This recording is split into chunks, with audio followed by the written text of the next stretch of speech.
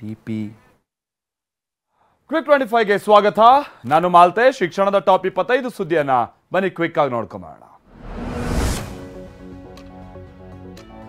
ಮುಡಾ ಹಗರಣ ಇದೀಗ ಸಿಎಂ ಕುಟುಂಬಕ್ಕೆ ಸಂಕಷ್ಟ ತಂದಿಟ್ಟಿದೆ. ಮುಡಾ ನಿವೇಶನ ಹಂಚಿಕೆಯಲ್ಲಿ ಅಕ್ರಮ ಆರೋಪಕ್ಕೆ ಸಂಬಂಧಪಟ್ಟಾಗೆ ಸಿಎಂ ಸಿದ್ದರಾಮಯ್ಯ ಪತ್ನಿ ಪಾರ್ವತಿ ಅವರಿಗೆ ಇಡಿ ನೋಟಿಸ್ ಕೊಟ್ಟಿದೆ. ಇನ್ನು ನಗರಾಭಿವೃದ್ಧಿ ಸಚಿವ ಭೈರತಿ ಸುರೇಶ್ಗೂ ಕೂಡ ಇಡಿ ನೋಟಿಸ್ ಅನ್ನು ನೀಡಿದ್ದು ವಿಚಾರಣೆಗೆ ಹಾಜರಾಗುವಂತೆ ಸೂಚನೆ ಕೊಟ್ಟಿದೆ. ಮುಡಾ ಅಕ್ರಮದ ಆರೋಪಕ್ಕೆ ಸಂಬಂಧಪಟ್ಟ ಹಾಗೆ ತಮಗೆ ಇಡಿ ನೀಡಿದಂತಹ ಸಮನ್ಸ್ ಅನ್ನು ಪ್ರಶ್ನಿಸಿ ಸಿಎಂ ಪತ್ನಿ ಪಾರ್ವತಿ ಹಾಗೆ ಸಚಿವ ಭೈರತಿ ಸುರೇಶ್ ಹೈಕೋರ್ಟ್ಗೆ ಅರ್ಜಿಯನ್ನು ಸಲ್ಲಿಸಿದ್ದಾರೆ. ಇಬ್ಬರೂ ಪ್ರತ್ಯೇಕ ಅರ್ಜಿಯನ್ನು ಸಲ್ಲಿಸಿದ್ದು ಇವತ್ತು ಸಂಜೆ ಇಬ್ಬರು ಸಲ್ಲಿಸಿದ ಅರ್ಜಿ ವಿಚಾರಣೆ ನಡೆಯುತ್ತೆ. ಇನ್ನು ಮುಡಾ ಕೇಸ್ನಲ್ಲಿ ಇಡಿ ನೋಟಿಸ್ ನೀಡಿರುವ ವಿಚಾರವಾಗಿ ಸಚಿವ ಭೈರತಿ ಸುರೇಶ್ ಬೆಂಗಳೂರಿನಲ್ಲಿ ಪ್ರತಿಕ್ರಿಯಿಸಿದ್ದಾರೆ. ಮುಡಾ ಪ್ರಕರಣ ಸದ್ಯ ಹೈಕೋರ್ಟ್ಗೆ ಹೋಗಿದೆ, ಕಾದ್ ನೋಡೋಣ, ನಾನೀಗೇನು ಹೇಳಲ್ಲ ಅಂತ ಹೇಳಿದ್ದಾರೆ. ಸಿಎಂ ಪತ್ನಿ ಹಾಗೆ ಸಚಿವ ಭೈರತಿ ಸುರೇಶ್ಗೆ ಇಡಿ ನೋಟಿಸ್ ವಿಚಾರವಾಗಿ ಸಂಬಂಧಪಟ್ಟ ಹಾಗೆ ಬೆಂಗಳೂರಿನಲ್ಲಿ ಡಿಕೆ ಶಿವಕುಮಾರ್ ಪ್ರತಿಕ್ರಿಯಿಸಿದ್ದಾರೆ. ಇದೆಲ್ಲವೂ ರಾಜಕೀಯ ಪ್ರೇರಿತ.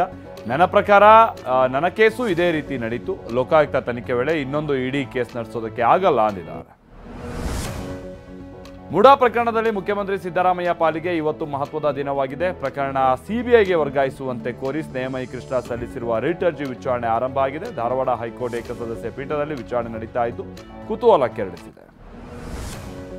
ಸಿಎಂ ವಿರುದ್ಧದ ಮುಡಾ ಕೇಸ್ ಸಂಬಂಧ ದೂರುದಾರ ಸ್ನೇಹಮಯಿ ಕೃಷ್ಣ ಪರ ಹಿರಿಯ ವಕೀಲ ಮಣಿಂದರ್ ಸಿಂಗ್ ವಾದವನ್ನು ಮಂಡಿಸಿದ್ದಾರೆ. ಕೋರ್ಟ್ಗೆ ಸಮಾಧಾನಕರ ಎನ್ನಿಸುವಂತ ಸ್ವತಂತ್ರ ತನಿಖಾ ತಂಡಕ್ಕೆ ಕೋರ್ಟ್ ವಹಿಸಬಹುದಾಗಿದೆ. ಆದರೆ ತನಿಖೆಯನ್ನ ಯಾರು ನಡೆಸಬೇಕು, ಆರೋಪಿಯನ್ನ ಕೇಳುವಂತ ಅಗತ್ಯ ಇಲ್ಲ ಅಂತ ವಾದಿಸಿದ್ದಾರೆ. ಸಿಎಂ ಸೇರಿ ಪ್ರಭಾವಿ ರಾಜಕಾರಣಿಗಳಿಗೆ ಶಿಕ್ಷೆ ಖಚಿತ ಅಂತ ಧಾರವಾಡದಲ್ಲಿ ದೂರುದಾರ ಸ್ನೇಹಮಯಿ ಕೃಷ್ಣ ವಿಶ್ವಾಸ ಹೊರ ಹಾಕಿದ್ದಾರೆ. ಮೂಡಾದಲ್ಲಿ ಸಾವಿರಾರು ಕೋಟಿ ರೂಪಾಯಿ ಭ್ರಷ್ಟಾಚಾರ ಆಗಿದೆ. ನಾನು ಕೇವಲ ಸಿದ್ದರಾಮಯ್ಯ ವಿರುದ್ಧ ಹೋರಾಡ್ತಾ ಇಲ್ಲ, ಸಿದ್ದರಾಮಯ್ಯ ಸೇರಿ ಹಲವರು ಜೈಲಿಗೆ ಹೋಗೋದು ಖಚಿತ ಅಂತ ಹೇಳಿದ್ದಾರೆ. ಪದೇ ಪದೇ ಅಪಘಾತ ಆಗ್ತಾ ಇದ್ದ ಹಿನ್ನೆಲೆಯಲ್ಲಿ ಸಚಿವ ಕೆಎಚ್ ಮುನಿಯಪ್ಪ ತಮ್ಮ ಕಾರನ್ನ ಬದಲಿಸಿದ್ದಾರೆ. 2 ಬಾರಿ ಅಪಘಾತಕ್ಕೀಡಾಗಿದ್ದಂತ ಹೊಸ ಮಾಡೆಲ್ನ ಇನೋವಾ ಸರ್ಕಾರಿ ಕಾರನ್ನ ಬಿಟ್ಟು ಹಳೆಯ ಸಿಲ್ವರ್ ಕಲರ್ ಇನೋವಾ ಕಾರ್ನಲ್ಲೇ ಓಡಾಡ್ತಾ ಇದ್ದಾರೆ. ಫೈನಾನ್ಸ್ ಕಿರುಕುಳಕ್ಕೆ ಬೇಸತ್ತು ಸರ್ಕಾರಿ ಶಾಲೆ ಶಿಕ್ಷಕಿ ಆತ್ಮಹತ್ಯೆ ಮಾಡಿಕೊಂಡಿರುವ ಘಟನೆ ದಾವಣಗೆರೆ ಜಿಲ್ಲೆ ಹೊನ್ನಾಳಿ ಪಟ್ಟಣದ ಬಳಿ ನಡೆದಿದೆ. 46 ವರ್ಷದ ಶಿಕ್ಷಕಿ ಪುಷ್ಪಲತಾ ಮನೆ ಕಟ್ಟೋದಕ್ಕೆ ಸಾಲವನ್ನ ಪಡೆದಿರ್ತಾರೆ. ಆದರೆ ಸಾಲ ತೀರಿಸೋಕ್ಕಾಗದೆ ತುಂಗಭದ್ರಾ ನದಿಗೆ ಹಾರಿ ಆತ್ಮಹತ್ಯೆ ಮಾಡಿಕೊಂಡಿದ್ದಾರೆ. ಯಾದಗಿರಿಯಲ್ಲೂ ಮೈಕ್ರೋ ಫೈನಾನ್ಸ್ ಸಿಬ್ಬಂದಿ ಕಿರುಕುಳಕ್ಕೆ ಬ್ರೇಕ್ ಬಿದ್ದಿಲ್ಲ. ಫೈನಾನ್ಸ್ ಸಿಬ್ಬಂದಿ ಕಿರುಕುಳ ನೀಡ್ತಾ ಇದ್ದಾರೆ ಅಂತ ಮಹಿಳೆಯರು ಅಳಲು ತೋಡ್ಕೊಂಡಿದ್ದಾರೆ. ಮಾನ ಮರ್ಯಾದೆಗೆ ಹೆದರಿ ಚಿನ್ನ ಸೈಟು ಮಾರಾಟ ಮಾಡಿ ಹಣ ಕಟ್ಟಿದ್ದೀವಿ, ಆದರೂ ಮತ್ತೆ ಮತ್ತೆ ಹಣಕ್ಕಾಗಿ ಪೀಡಿಸ್ತಾ ಇದ್ದಾರೆ ಅಂತ ಎಸ್ಪಿ ಪೃಥ್ವಿಕ್ ಶಂಕರ್ಗೆ ನೊಂದ ಮಹಿಳೆಯರು ದೂರು ಕೊಟ್ಟಿದ್ದಾರೆ. ಮೈಕ್ರೋ ಫೈನಾನ್ಸ್ ಆವಾಸ ಮಾಡಿ ಜೀವನ ಹಾಳಾಗೋಯ್ತು ಅಂತ ಚಾಮರಾಜನಗರದ ಕಾಮಗೆರೆಯ ಕಾಂಟ್ರಾಕ್ಟರ್ ಕುಟುಂಬವೊಂದು ಕಣ್ಣೀರು ಹಾಕ್ತಾ ಇದೆ. ಬೇಡ ಬೇಡ ಅಂದ್ರೂ ಬಲವಂತವಾಗಿ ಮತ್ತೆ 3 ಲಕ್ಷ ಸಾಲ ಕೊಟ್ಟರು. 11 ಲಕ್ಷ ಕಟ್ಟಿದ್ರು, ಈಗ ಮತ್ತೆ 14 ಲಕ್ಷ ಕಟ್ಟಿ ಅಂತ ಪೀಡಿಸ್ತಾ ಇದ್ದಾರೆ ಅಂತ ಹತಾಶೆ ವ್ಯಕ್ತಪಡಿಸಿದ್ದಾರೆ. ಬೆಳಗಾವಿಯಲ್ಲಿ ಮತ್ತೊಂದು ಮಗು ಮಾರಾಟ ಜಾಲ ಪತ್ತೆಯಾಗಿದೆ. ಈ ಸಂಬಂಧ ಮಹಾರಾಷ್ಟ್ರ ಮೂಲದ ಸಂಗೀತಾ ಗೌಳಿ, ಸಂಗೀತಾ ತಾವಡೆ ಹಾಗೆ ಮೋಹನ್ ತಾವಡೆ ಅನ್ನೋ ಮೂವರನ್ನ ಪೊಲೀಸರು ಬಂಧಿಸಿದ್ದಾರೆ. 3 ಲಕ್ಷ ಹಣಕ್ಕೆ ಮಾರಿದ್ದಂತ ಮಗುವನ್ನ ಪೊಲೀಸರು ರಕ್ಷಿಸಿದ್ದಾರೆ. ಶಿವಮೊಗ್ಗ ನೆಹರು ರಸ್ತೆಯಲ್ಲಿರುವಂತಹ ಕೆನರಾ ಬ್ಯಾಂಕ್ ಎಟಿಎಂ ದರೋಡೆಗೆ ವಿಫಲ ಯತ್ನ ನಡೆದಿದೆ. ಕಂಪನಿಯ ಬ್ಯಾಗ್ ಹಾಗೆ ಹೆಲ್ಮೆಟ್ ಧರಿಸಿ ಬಂದಿದ್ದಂಥ ದುಷ್ಕರ್ಮಿ ಕೆಲ ನಿಮಿಷಗಳಲ್ಲಿ ಎಟಿಎಂ ಯಂತ್ರವನ್ನ ಬ್ರೇಕ್ ಮಾಡಿದ್ದ. ಓರ್ವ ಶಂಕಿತನನ್ನ ವಶಕ್ಕೆ ಪಡೆದು ವಿಚಾರಣೆಯನ್ನ ಪೊಲೀಸರು ನಡೆಸ್ತಾ ಇದ್ದಾರೆ. ಬಾಗಿಲಿನ ಮೇಲೆ ನೆರೆಹೊರೆಯವರ ಹೆಸರು ಬರೆದು ಯುವತಿ ಆತ್ಮಹತ್ಯೆ ಮಾಡಿಕೊಂಡಿರುವಂತಹ ಘಟನೆ ಚಾಮರಾಜನಗರದ ಗುಂಡ್ಲುಪೇಟೆಯ ಚೆನ್ನನಲ್ಲಿ ನಡೆದಿದೆ.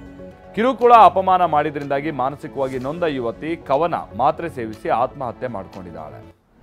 ಕಾರಿಗೆ ಹಿಂಬದಿಯಿಂದ ಕ್ಯಾಂಟರ್ ಡಿಕ್ಕಿ ಹೊಡೆದ ಘಟನೆ ನೆಲಮಂಗಲ ರಾಷ್ಟ್ರೀಯ ಹೆದ್ದಾರಿ 48ರ ಬಳಿ ನಡೆದಿದೆ. ಅಪಘಾತದ ಬಳಿಕ ಟ್ರಾಫಿಕ್ ಸಮಸ್ಯೆ ಆಗುತ್ತೆ ಅಂತ ಕಾರ್ನ ಸೈಡ್ಗೆ ಹಾಕಿ ಎಂದಿದ್ದಕ್ಕೆ ಚಾಲಕ ದರ್ಪ ತೋರಿದ್ದಾನೆ.